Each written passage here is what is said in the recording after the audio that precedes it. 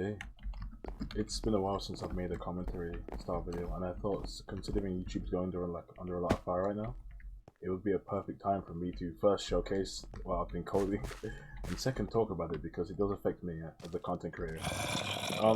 So YouTube actually pushed out an update that's rolling around to all channels soon, and it's actually the removing of dislikes altogether. The button will still be there, but it actually won't do anything, and they've said that it actually is like it's for like small creators like myself who get dislike bumped, and people are saying, oh, this is just for corporations, it doesn't actually help small channels, they're just hiding from criticism. But it actually does help small channels, because I'm a small channel who gets dislike bumped and not for criticism. You see, if you go to my last video, for example, you will find a comment from a girl. I haven't deleted it, I think it's still, I'll take a screenshot, put it on the screen. A screenshot from a girl who literally said, hey, I'm the girl you argue with on TikTok, let's talk. And she actually disliked the video, and she confirmed she did on TikTok.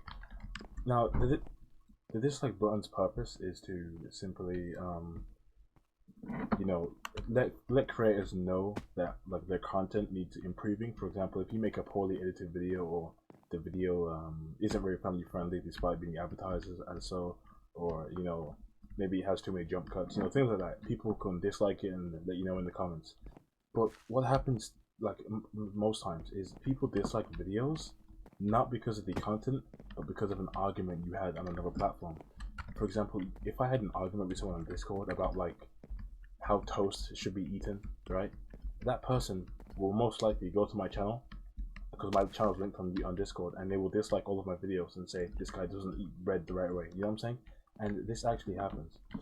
I was actually a moderator for a big YouTuber, and his name was Low Tier God. Some of you might know him.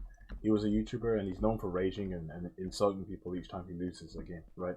And whenever he loses, he will insult them, he will rage, and he will say like, oh, like I slept with your mother, right? You know, pretty funny stuff if you take into consideration that he's like a grown man saying that, right? And apparently he got involved in some very controversial things, but I didn't know that at the time, so I was just supporting him, being a moderator for his stream. And then I got literally thousands of people coming to my channel and disliking all of my videos, and I was like, what's going on? Are my videos bad? Did I make editing? What's going on? And then I checked the comments, and people were saying, we're disliking your channel because you support someone that we don't support. People are not using the dislike feature for its intended purpose. People are using the dislike feature to just hate on other people. It actually really hurts creators, because if you're a user, like a random person on YouTube, and you go to someone's video, a normal video, and then you see 200 dislikes and 5 likes, you're probably not going to watch that video. But little do you know that that guy might be disliked by it for having an argument with someone on Discord over like the stupidest thing of like whether people should use fireworks or not. Like it's so dumb, and people are not using the dislike button most of the times, of course, for the correct usage.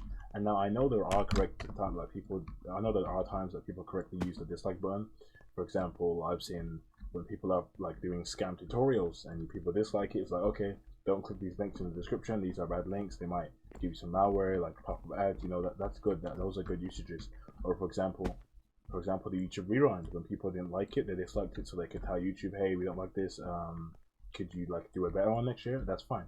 But when you dislike someone's videos simply because you had an argument with them, or for example you disagree with them, it's not really what it's for, is it? And you're giving people the idea that their content's bad when it's not. You just you don't agree with them. For example, I saw this YouTuber a while back. I'm not on like any political side really. I'm like, you know, I don't really have a political standing. But I saw a YouTuber, and I can't remember the name. I think his name was Hunter something, and he was a conservative. And he got a lot of dislikes, and I was like, oh, maybe his video was like bad, you know, like promoting like racism, I don't know, something. And then I go to the comments and I see people saying disliked because you're a conservative, and that's not what the dislike button's for. It's to like rate the content, not rate the person. Why are you rating the person? You know, and that's the main problem with the dislike button, is people aren't using it for its intended purpose. So it actually really does benefit creators like me who get falsely disliked.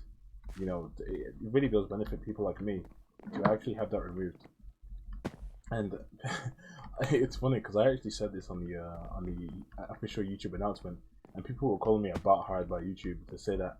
And no, I'm not a bot. Like, of course, it does affect, you know, like companies, like, you know, corporates. Like, it does help them to avoid like backlash, but in the same time, it also does help people like me who are getting their channel sabotaged by people who are arguing with, you know. It's like, it's a double-edged sword. Like, if you remove it, people like me are still suffering. If you add it, people like me are fine. But then the corporate, like companies, corporate giants are still able to, you know, avoid all backlash. For example, the corporate giants helping is like Nintendo. Like Nintendo, I have a Nintendo Switch, and they released an expansion pack, right?